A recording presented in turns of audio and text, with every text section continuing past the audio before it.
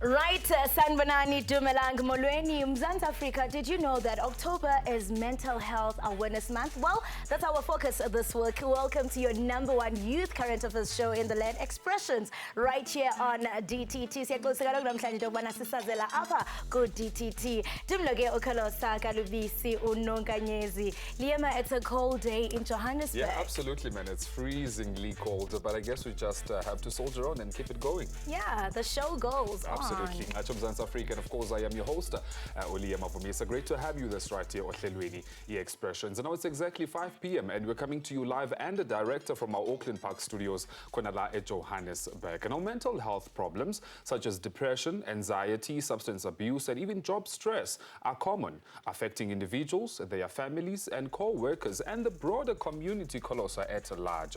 Now, whilst the workplace can contribute positively to a person's mental health, it may unfortunately also exacerbate an existing problem or may contribute to the development of a mental health problem.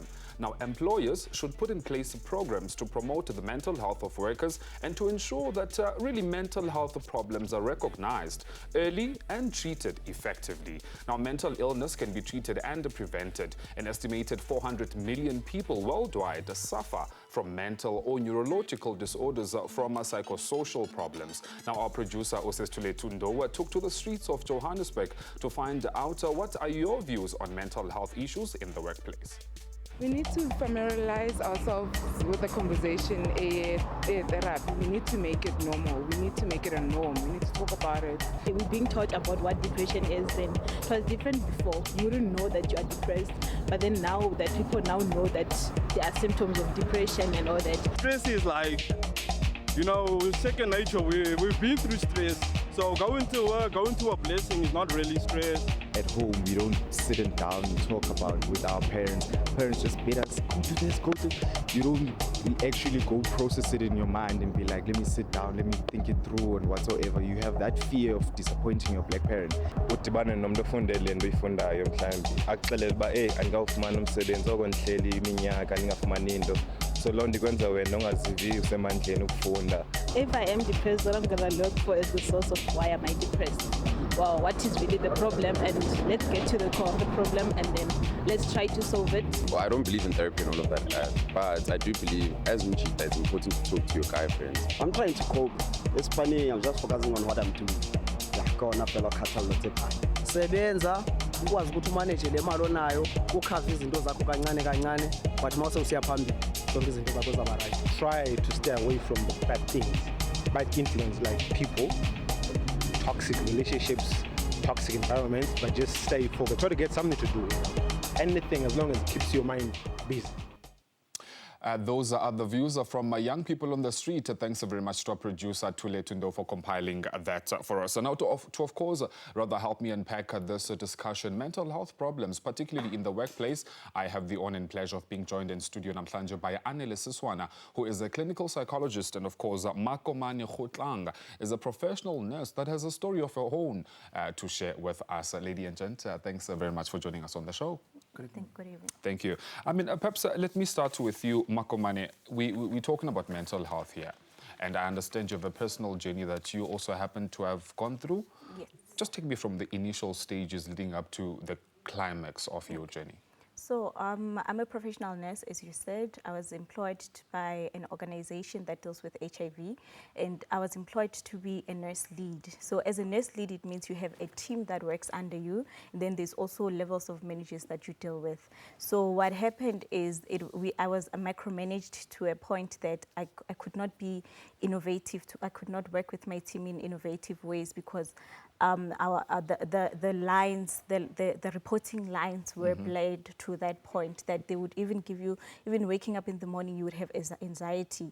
how we all dread a Monday, it is exactly how I felt on a daily basis when I have to go to work. Yeah, when you talk about the reporting line, the lines were blurred there. Perhaps just, enlarge on that? So I had a direct manager that I had to report to, whereby my manager had a manager, and then there's a senior manager. But you would have that very senior manager then coming to micromanage you. But yes, that was the problem there. Yeah. And you talk about anxiety. So did that start, or did you have anxiety before that particular company, or it started with that company? It started in the company. And what would you attribute as some of the reasons that led to that anxiety within the company? Within the company, there were certain elements that you had to report to, and then if by any chance, unfortunately, you did not reach those targets, you know that you would be sort of like almost ridiculed in the meeting in front of everyone, which works on your confidence. So it just give you anxiety when you're thinking about going to work, when you're thinking about waking up to go to work.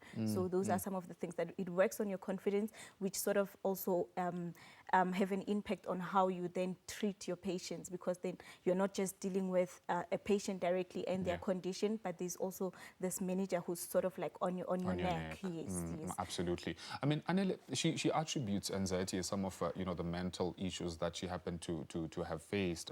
The numbers are staggering, honestly, and I wonder, what are some of the causes that lead to this? In the context of employee wellness, when we think of mental health in relation to work, to a context particularly that she described, right? If we are going to, for example, what we use in organizational psychology, the job demands and resources model, ideally, if there are more demands that could be high stress as a result of difficult management of the people that you work with and report to, limited resources around what you need to then do for you to be effective in your job. It could be issues of lack of compensation, could be issues of that really take a demand on one's mental strain, which then can result to burnout, even though burnout is not necessarily a mental health problem, but it's as a result of these unmanaged job demands, which necessarily an employee doesn't feel that they have enough resources. Could be structure, could be clear lines, could be anything that then supports an employee.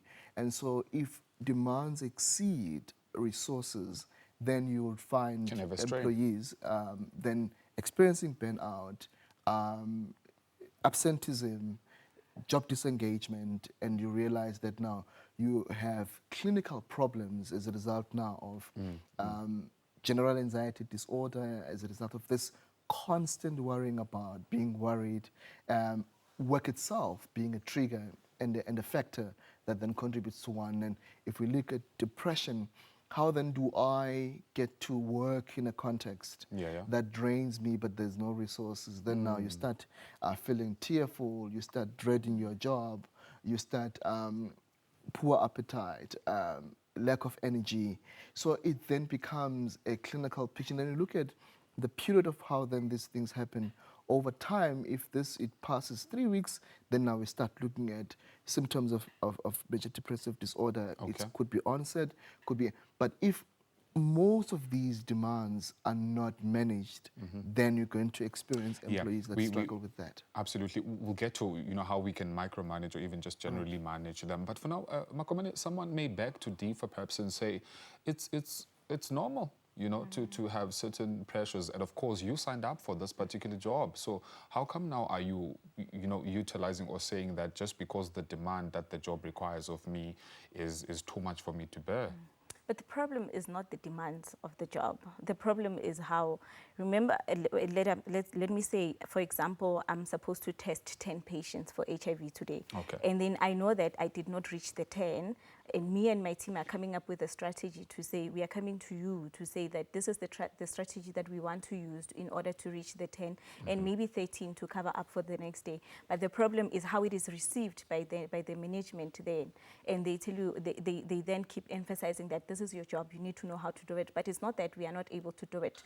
Remember that our job is also reliant on people actually coming to the facility. So those are some of the issues that you're trying to raise, and then also trying to tell them that we want to be be proactive and not reactive in terms of dealing with the condition, with the people that we are working with, and planning, because we know that during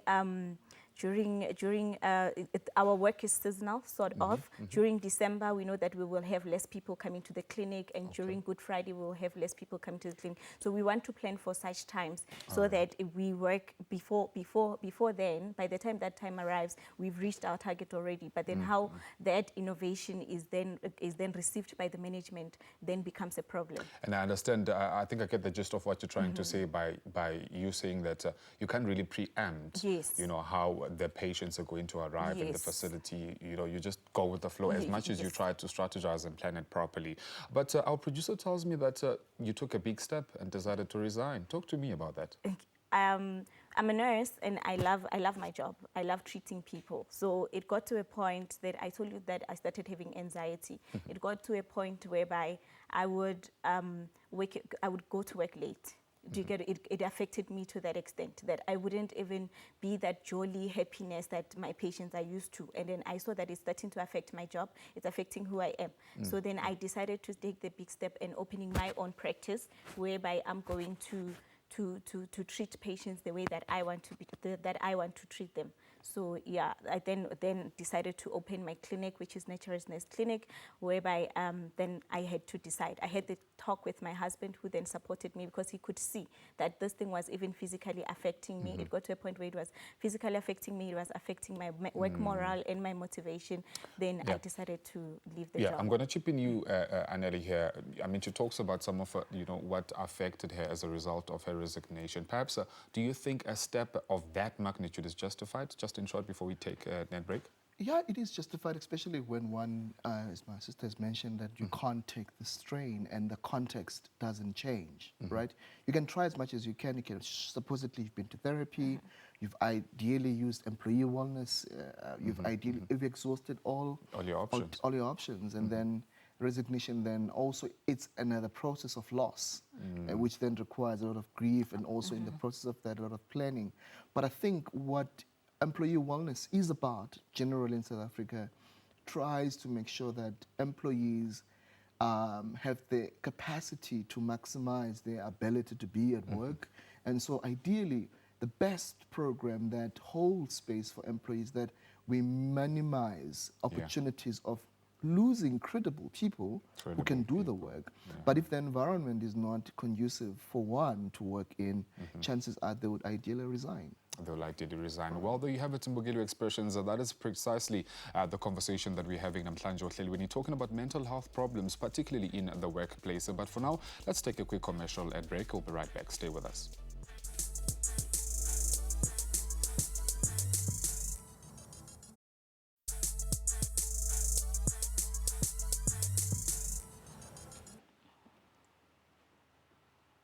Right, welcome back. You are still watching Expressions right here on DTT. Of course, we are putting a spotlight on mental health and also talking to young people about mental health. Mbuzo siubuzayo apho ekhaya ungagonqiyo kukuba, is the youth being educated enough when it comes to mental health in the workplace? And I mean, joining us in studio, we have Janine Naidu, who is a clinical psychologist, who's also part of health and wellness. And also we have Uluka, who is a musician. Thank you so much for joining us.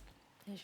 Lovely to be here. Yeah, I want to start with you, Janine, because I mean, we're talking about toxic work environments. Just listening on the table is story, a professional nurse who actually quitted a job. I mean, from your consultation view with employees, is it the same case? Yes, we see that. You know, it's a common cases and common problem that we see that come to the office all the time. You know, employees struggling with burnout, and also managers that don't seem to understand their point of view. You know, they try different avenues, but it just seems that they get pushed to a corner where they feel actually resigning is only the option for them. And that's where we come in, you know. We try to tell them there are other options, you know. There are support services available, such as EAP, you know. Employees that have medical aid can access therapy and go to rehab, you know, speak to a professional, because I think if you don't talk about it enough, then your issues start to actually absorb you, and then you reach that stage where you feel, actually, I just need to exit and get rid of myself leaving actually, not the position, not the organization, but the manager. And speaking of support, look, I want you to come in because you have a story to tell. I mean, you are in the music industry, and we know that a lot of celebrities have come out on social media to share their experiences with mental health. You know, some even went as far as committing suicide. Do you think enough is being done to bring awareness of this prevalent topic? And I mean, from your experience, how have you dealt with mental health? To be honest, it's not being talked about enough. The problem with this generation, we only focused on actually living a lifestyle, but never really taking care of our minds, our spirits, and our bodies from the inside. We're so focused on the external things that don't really bring us much. And from my experience, I've actually dealt with anxiety and depression, all these things just growing up, but that's not because it came from my parents, it was because of the things outside. I followed what other people did, and it just led me the wrong direction. So it's just the misdirection of this generation, and they also praise things that are actually more materialistic. We don't actually teach each other enough enough ways to actually deal with our mental health issues. And I'm just looking at the comment, I mean, because the lady on the table actually posted a video on TikTok, and there were so many comments, about 8,000 of young people sharing the same experience. And I'm looking at this one from Kaapi, where she's saying that I'm losing my mind, I'm the breadwinner, I want to resign, but when I think about my family, my heart breaks. You find a lot of young people, they want to resign, but because of the situation at home, they are breadwinners. What are the coping mechanisms? Because we want solutions more than anything. If a young person finds themselves in that situation where they are not productive at work and they want to resign, what are the solutions? I think the first thing is to try and be open and transparent about the problem. You know, as Lucas said, you need to have conversations about it, and I feel we're not having the right conversations on the right platforms. So I think it's about an employer or young person speaking to somebody they trust, you know, and saying, I'm going through something like this, who can I reach out to? Or go to an HR department, because they usually have resources available to point them in the right direction. In companies such as us, as SABC, we have a wellness department. So they can actually come and speak to us, and we can point them in the right direction. So it's all about speaking up, getting that courage to actually tell your story. You know, break those boundaries and just find that courage inside of you to say, you know, I need help. Yes. And I want to talk about it. I don't want to leave my job. You know, I want to find a way to cope, to support my family. And how can I do that? To cope. And yes. And speaking of breaking boundaries, how do we balance between the contractual obligations and mental health? I think that's an important one, is that at the end of the day, we need a job to survive. Yeah. And again, it's about having the right conversations with the right people.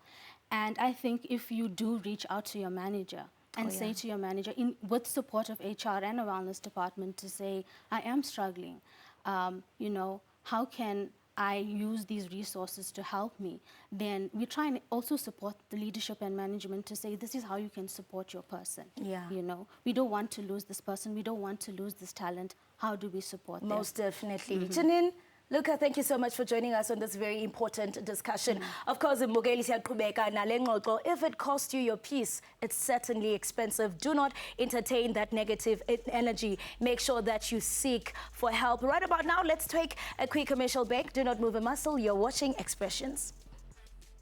I think most of it is comes from believing that therapy is not for Black people. And I think it's most of us that need the healing, and therapy is the right way to do it. We have a number that's growing mostly at res of students killing themselves because they're failing studies. Because of that pressure, it's too much. It's been hectic, especially for us students. So I think we're just coping with the depression. Our mental health is not yet on point. Mental health is affected by substances kids are taking. If only there was a way of reducing. Umuntu masayine stress usungaboni bengathi kungcono abhema ama drugs noma angene etshwaleni azibophelele etshwaleni kanti le nto yiyo emenza more. Le nto igqitha kuyo ayikho permanent. Suyivumela ikulawule, suyivumela icontrole, ungenza ngcono kunangokucingakhona. Baninzi abantu onothetha nabo bakuncede. Mhlawumbi ubona i-therapist. Find something that you can believe in, be it God or whatever, and go strong in it. And then start having conversations first with yourself, the people around you, about therapy, about talking about your traumas and all of that. Umajita versus spanning, they don't have to lose hope. Keep on trying or submit the CV. I know it's not easy lately, but then keep on trying. Then over spanning, distract. I think we can be able to maintain it if we just come together and just be clear and just get that what are people gonna say? That thing is very dangerous. What people are gonna say.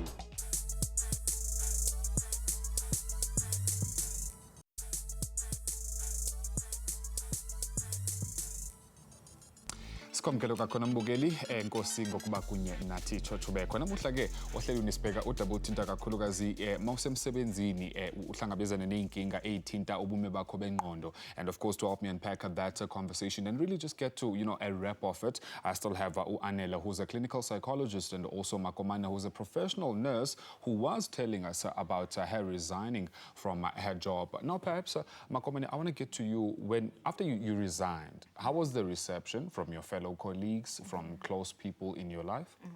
Well, they were not surprised at all, especially my colleagues, because we are more or less experiencing the same thing. And even the people in my life, they were not surprised because my husband is the one who could see this anxiety in me. And every day when I come back from work, I would complain about this work environment that I found myself in. So in terms of my colleagues, these are people that are experiencing the same thing that I'm experiencing. They were just saying that I wish I could resign like you. The problem is that I have situations, I'm the breadwinner and things like that. I cannot, yeah. And we were talking off air, do you have a prognosis? Like, for instance, did you take medication after you realized that you had anxiety and everything pertaining to the job?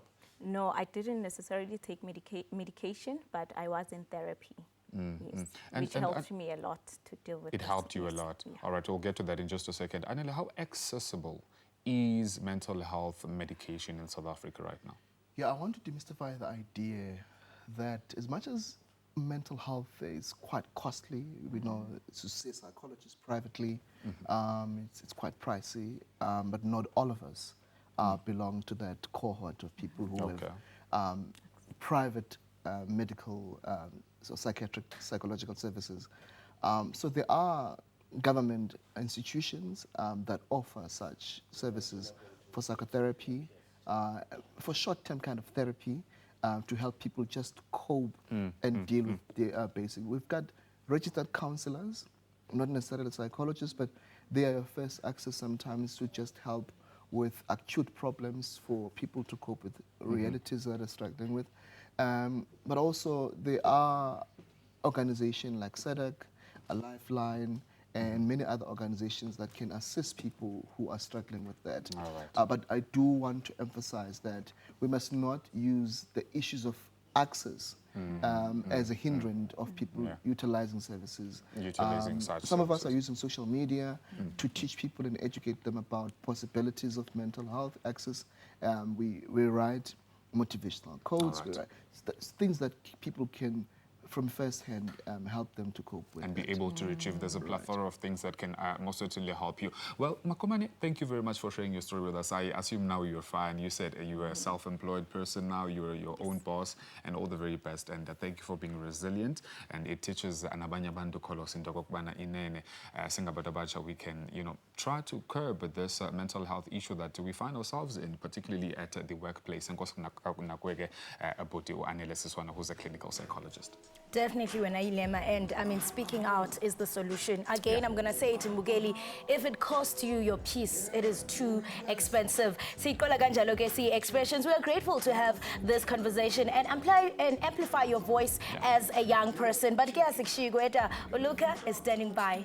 The canvas I make by tapping into the pure light that clear out the evil. Learn to make a point to erase them. Over time it got better paid and better views through the purpose that God gave me. Make it feel like you high up in the sky. That's the words blessed to me as the young legend. Only fools listen to fools the same way they follow each other too. But we ain't the same. I'm like Bugs Bunny, the coolest bunny, high up and goofy. That's why they tune into my music, because it's lewdly radical. Tunes dressed in purple with some pink haze, while they gaze at the colorful cloud that I make.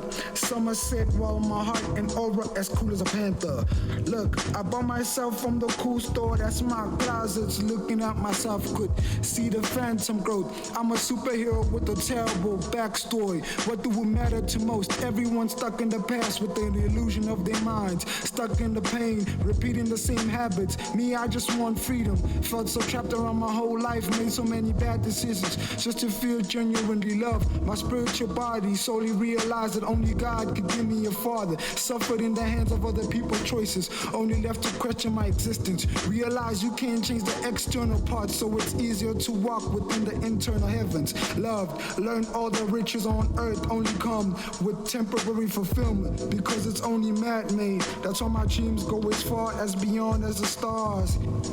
Existence, that's the reason they believe. So they look, but they can't seem to really see. Social media, believe, but blessed, but to have faith. So I shadow box all demons, because I was born a king. At the same time, peace and love. This the name of Luca Phantom. I wonder if they understand the metaphors. I speak it into existence because Dad told me they would listen either way.